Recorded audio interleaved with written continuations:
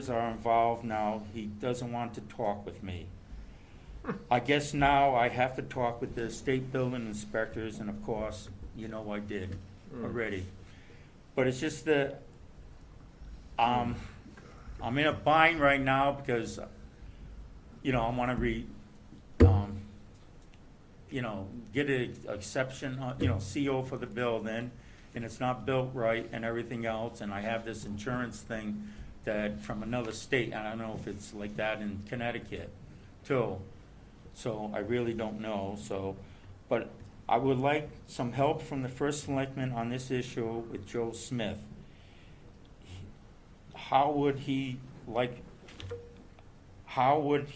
me to how he would like me to handle this situation, and advice that he could give me if I could keep pursuing this matter with the state, or just have my attorney settle, or just try to work it out with Joe, because I'm just, he just turns around and just walks right away from me now.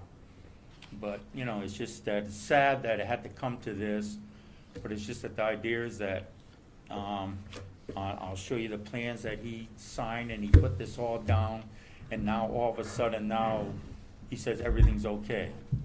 And another thing, they're changing all the regulations again pretty soon, so I don't know what's gonna happen. I tried to ask the state and they wouldn't tell me what was gonna be happening. And that's it. I don't have very much to say. Thank you very much, Mr. Bialowitz. If you could provide me your telephone number, I can contact you, maybe make arrangements to go up and see you up there, and you can show me the situation. And Well, it's all covered, all covered up in the siding and the inside's all full of, sheetrock. I did that. Okay, And everything else. You can't see the work that had to be done now. I see, okay. You have to rip everything apart.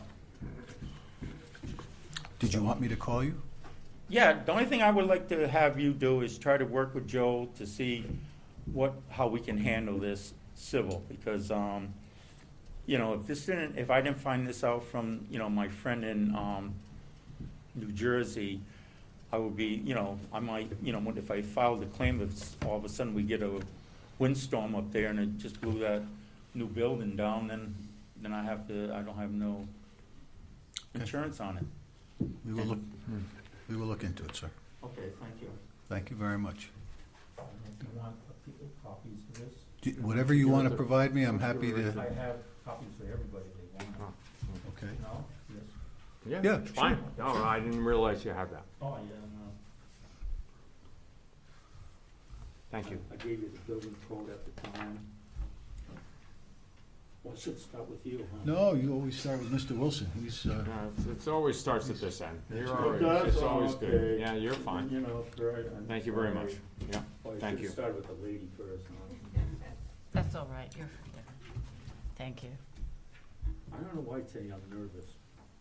I don't know, you've never been nervous before. I know, I'm nervous today. I don't know why.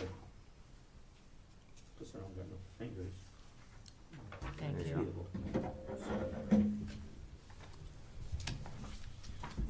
thank you, Mr. Bialowitz.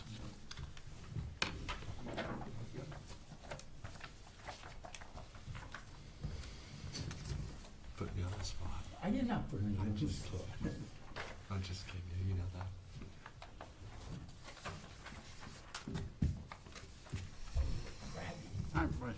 I'm interested. Yeah. She just didn't.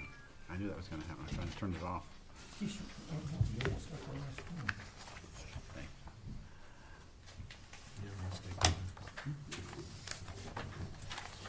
Thank you.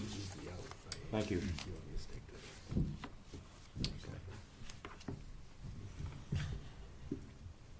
Thank you very much, Mr. Bialowitz. Does anybody else like to speak to the board under public delegation? Hearing none, the next item on the agenda would be the approval of minutes of the public hearing of April 23rd, 2014. So moved. Second. Motion made and a second. Is there a discussion on these minutes? Hearing none, all those in favor indicate by saying aye. Aye. Anyone opposed or abstain? Motion carries. Next item would be the approval of minutes of the regular meeting of April 23rd, 2014. We just did public hearing, right? So Yes. this is a special meeting. Special. Just- Oh, I'm sorry, just- I just to said be regular clear, meeting yeah. because it was Just to our be clear, second. and I will Please. move to approve the minutes of the special meeting of April 23rd, 2014 as submitted. Second. Please forgive my error.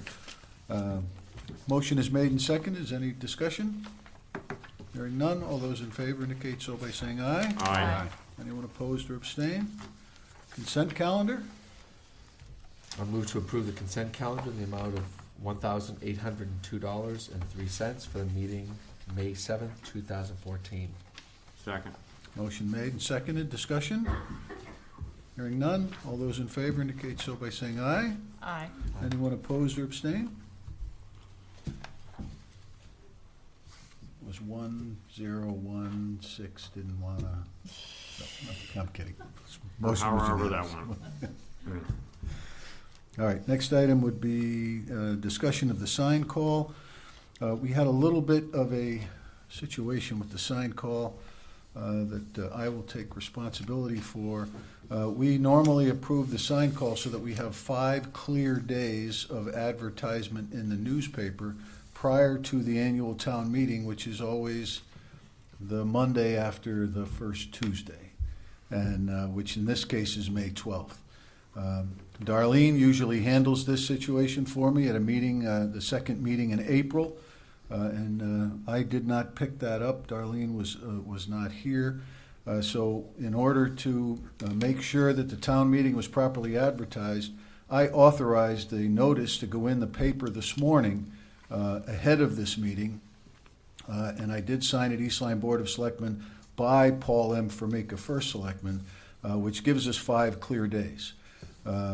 So I'm hoping that that's okay with you, that what we did do is put in the hours of operation of the referendum following the town meeting, in which the town meeting always adjourns, is from 8 a.m. to 8 p.m.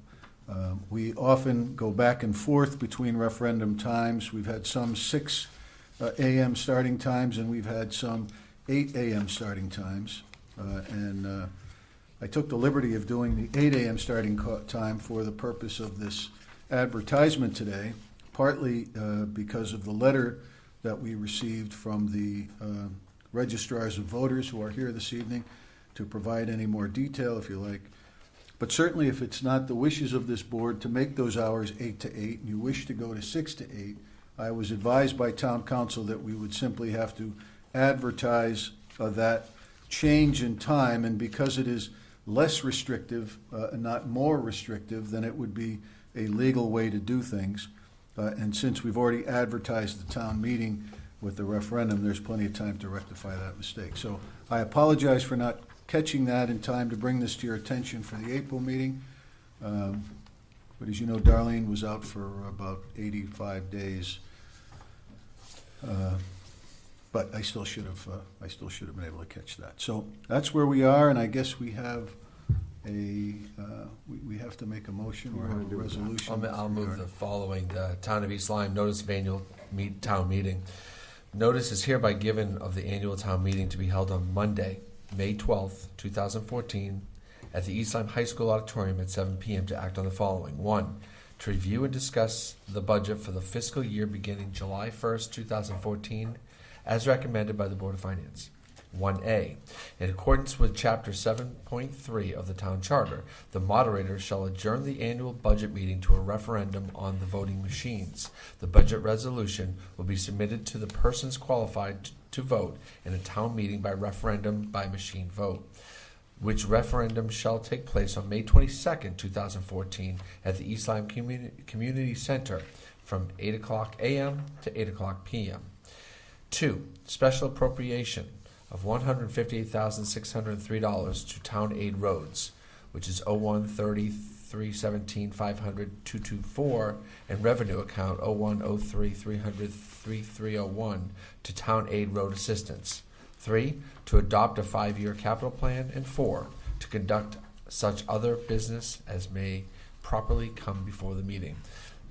This resolution is dated East Lyme, Connecticut, the 7th day of May, 2014, by the East Lyme Board of Selectmen. Second. Made and seconded. Any discussion, specifically discussion regarding the times? Mr. Nickerson read it in as advertised.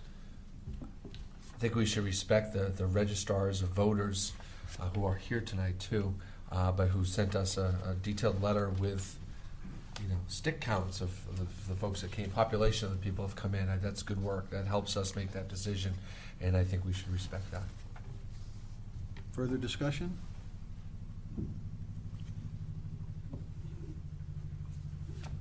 Shall we vote?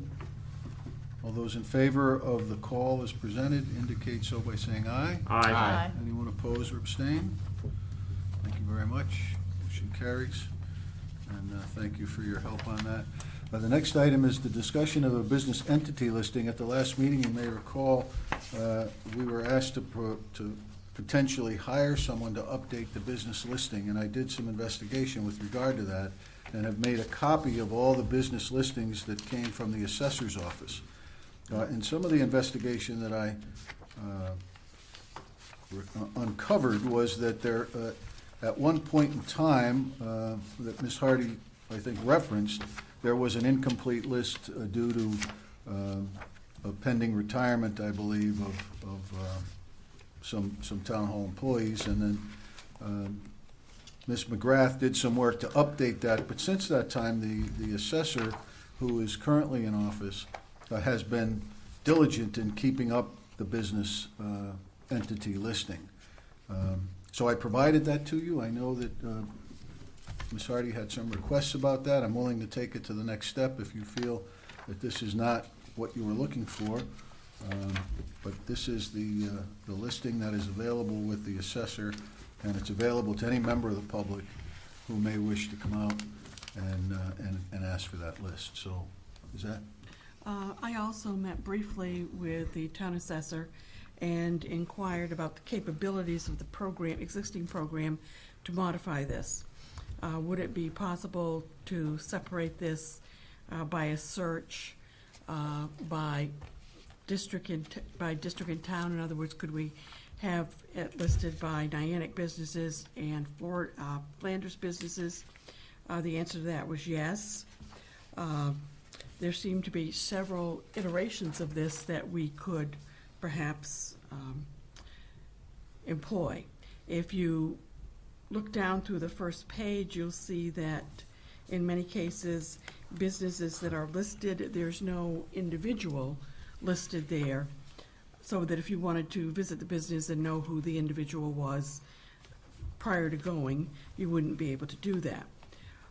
Also, many of the businesses that are mentioned here might not be appropriate for people to approach. In other words, they may be in somebody's home as opposed to a regularly accessible business. So Ms. Beckich was out today, and I had to cancel a previous appointment with her. I'd like to continue to look at this with Ms. Beckich and come back to you with some of the variations that might be possible on this and how to make it more user-friendly. If you look at the last two pages of what we were provided with, at least in my document, the last two pages are identical, so I don't know if it was just my document or everybody's, but you'll notice that that's a little more user-friendly in its format, and this is the format that Ms. McGrath had used. So it's a little bit easier to, if you wished yourself or someone coming in wishing to contact certain businesses, you'd be able to do that. So I think I'd like to, if the board is interested, I would like to, as I said, meet with Ms. Beckich again and come back to you with some of the possibilities, some of the possible variations of this that we, as well as additional residents of town, might find useful. Any comments from members of the board? Has there been a call for this kind of directory? There was, as I said, it was initially done through the Economic Development Commission, and then had not been updated, and in the meantime, with our improvements in our own technology infrastructure and programming, in-house, we're able to do more things because of the upgrades. So, yes, there are people that come in and access this, in some cases looking for one particular business or something. Okay, I'm just curious. Yeah, I know the assessor's office is busy. If this is something that could be produced easily and there is a demand for it, then I have no objection to this going forward. Well, that would certainly be one of the questions that I would ask of her, is if existing staff would be able to update this, and this may just be one, and my understanding is this is, what we have here is just one sample of what could be done. Although if you look a little bit further into the package, there is a section where there's a different type of listing, alphabetically by owner. So that's what I thank have for Mr. Wilson, information. do you have any comments? I don't think there's any downside if we have the technology to do it. I mean, it seems pretty easy, so. Okay. If the information's already there, that's Yeah. one thing. If I'd hate to waste, with all apologies, invest taxpayer money in updating the list when we have an assessor's office that maybe we got to identify the information that they aren't collecting now. And then as they continue to build their lists and update their lists and update their tax records, they can collect more information. So in time, this would be serving itself. I'd hate to go out and create a study or create an expense of going and You wouldn't think redoing that this would be work. the case, but. Or Well, I maybe it's a don't- job for an intern, Exactly. a volunteer. That might be a or something. possibility. I mean, it's nice to see that we have this kind of information already, and I'm sure that we can run the list in different formats. Well, there is some summer help that's generally hired, and that might be a possibility, depending on how busy the office is. Okay. Well, I think it makes sense for Ms. Hardy to continue her conversations with the assessor and see exactly what would be available that would not place an undue burden on existing staff. Good idea. Any other comments? No. Okay. Ex officio reports? Anyone would like to start? A couple weeks ago, or a week ago Monday, I was ex officio to the Board of Ed. A lot of discussion, obviously, on the budget reduction, and they identified one of the first areas they're going to plan on reducing is the, comes out to about $374,000 in their budget for the new administrative staff they were thinking of hiring, as well as bus monitors and a couple other positions. There was a distinct decision and consensus that they did not want to do anything that would affect the current teaching staff. They also opened up the door to look at maybe possibly looking at shifting a little bit more of the load to extracurricular activities, be it athletics or other things to the parents involved and so forth like that. So those are the two areas they seem to look at to reduce, or areas they would concentrate on reducing the budget to come into line with the cut given to them by the Board of Finance. Monday, as it was brought up, there was a discussion for well over an hour with inland wetlands regarding the silt coming into the streams and so forth up in the Walnut Hill area. The company was in here to talk about it. Did not lift the cease and desist at all. That's still in effect. They are coming up with a remediation plan. They do know that they're going to have to go onto some private property at some point in time. They're going to come back with a plan how to do that, because they just can't walk onto, John, to respond to your question, they just can't walk back onto anybody's property. They have to have permission first. But they had a biologist. They do have people working the plan, and it's going to come back next month to inland wetlands as well for further discussion. But it is being discussed. Inland wetlands did walk the site last Saturday. So there's a lot of concerns that were brought up by members of the commission, and one of the people who spoke under delegations as well brought up some concerns. So it is being looked at very closely. That's it. Okay, Ms. Seer. Sorry, I don't have an ex officio this evening. Mr. Wilson? The only thing I had was just a question for you, Paul, is that a lot of folks wondering about the boardwalk update. So that's probably, that could end a lot of discussion for me if you could let us know where we're at with that. Okay. I attended the regular meeting of the East Lyme Zoning Commission last Thursday, May 1st. There were a number of public hearings, all relating to outdoor dining. At the regular meeting, the applications were approved. It has been successful in the past. All the establishments had met the requirements that the zoning board had placed on them, and there had been no complaints. They scheduled some additional public hearings, largely relating to public dining, and I will echo Mr. Wilson's comments. There were questions about progress on the boardwalk.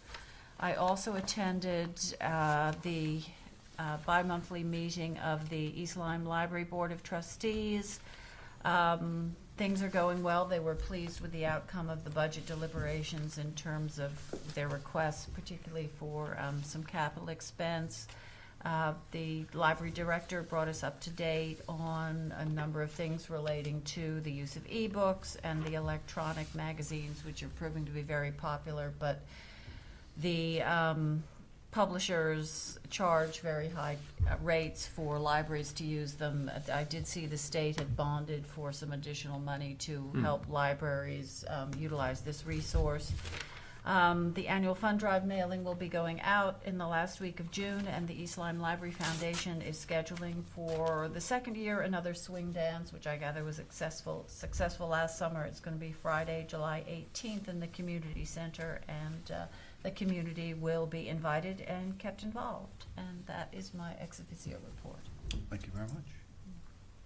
I just have an announcement, that is the senior class, senior party has their annual hypnotist show, which is the big fundraiser at the auditorium. Should there be tickets left, you can buy them at the door. If you have kids in the high school, they can buy them tomorrow at lunch.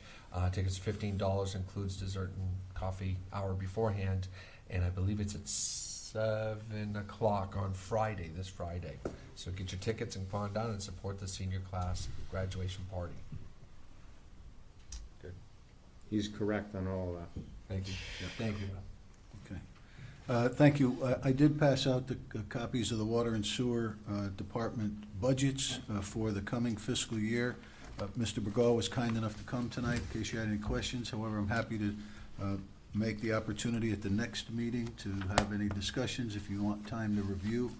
I will note that what we do say on there, when you look on the revenue sheets, when it says proposed revenue required, that is a combination of any increase in flow and a rate increase. So it's not all indicative of just a rate increase. So we can talk about projections of that. But the rest of them, it's a very detailed. Joe has done a great job getting in and creating new line items on this budget so that we can further track what we're doing. We're getting more into the maintenance in terms of saving money, and we can again review that in depth next time if you'd like to do that.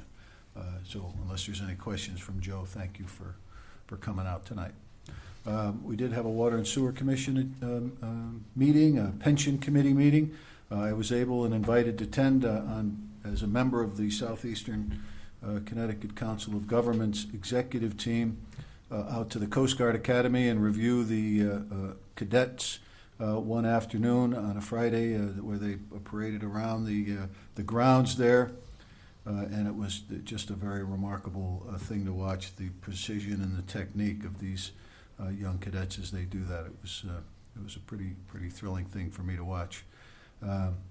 Attended Little League opening day ceremonies, and we were able to kind of honor Mr. George Jones, who had passed away a few days before that at the age of 94, and was the first Little League president back in the day. And then I attended his wake subsequent to that. He had a long and storied career, both serving the nation and our community, and we send our regards and sympathies to his family. I attended the Coast Guard groundbreaking for the museum in New London, and that was in the deed transfer from the city of New London to the Coast Guard, so that the beginnings can, so that the building can begin its manifestation, and it looks like that it's going to be a wonderful facility and a very good regional facility. I attended the L&M gala dinner last week, and let's see, that's in a COG executive committee. Also, there's some information around regarding a program, and I handed out some brochures to you this evening regarding Homes for Heroes, which is a new program where the local realtors will save money for our hometown heroes by donating 25% of the gross commission, discounted lender fees, and discounted closing fees, and therefore try to find a way to pay back a little bit to our first responders as they begin the process of trying to buy homes. And there's information, and there will be information around the town hall if anybody is interested. And first providers, I believe, are not only military personnel, but they are teachers, firefighters, peace officers, healthcare workers, police officers.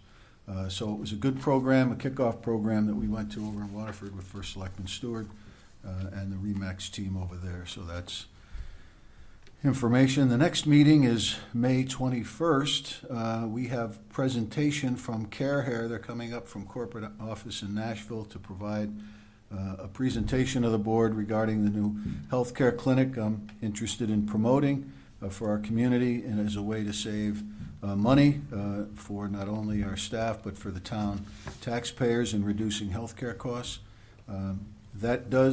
I just got noticed,